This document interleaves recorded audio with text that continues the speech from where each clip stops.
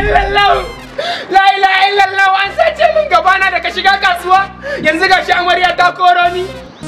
An sace min inna lillahi wa inna ilaihi raji'un. An sace min gwalake na.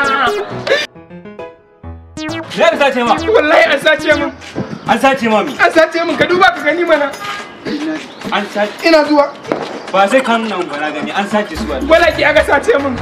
Yanzu bari zan nemi magana duk inda yake. Dan girman Allah ka taimaka. Kai bari zan nemo shi. Dan aiko na biyo ka. To. La ilaha illallah. ƴaƴan rabaje ya sace.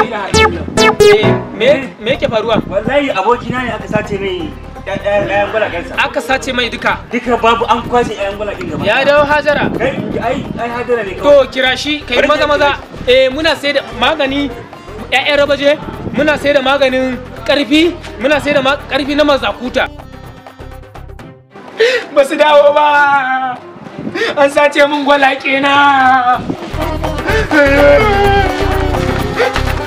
An sami magani. An sami magani? An sami. Alhamdulillah an samu ne mai magani. Dan Allah ka tabbata zai dawo min da shi. Wallahi sabon aure ne. To mu je. Tagani goye ni dan Allah. Kuri ga sunan sumfur.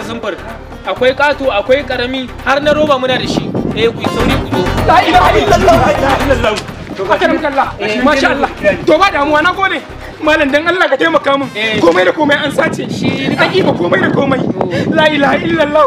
Ka ga komai inna lillahi ka dawo Hajara. Kuma sabon aure ne da ni. Sabon aure ne. Ita ce mijin ai yanzu ba kai ba. Babu komai dan Allah zaka samu wani ne ko kuma. Me kaka gani ka ga sunan? Akwai baki, akwai fari, akwai ƙato, akwai ƙarami. Dan Allah loba. Yawa dan Allah babban nake so ka samu dan Allah babban da wannan karami ne.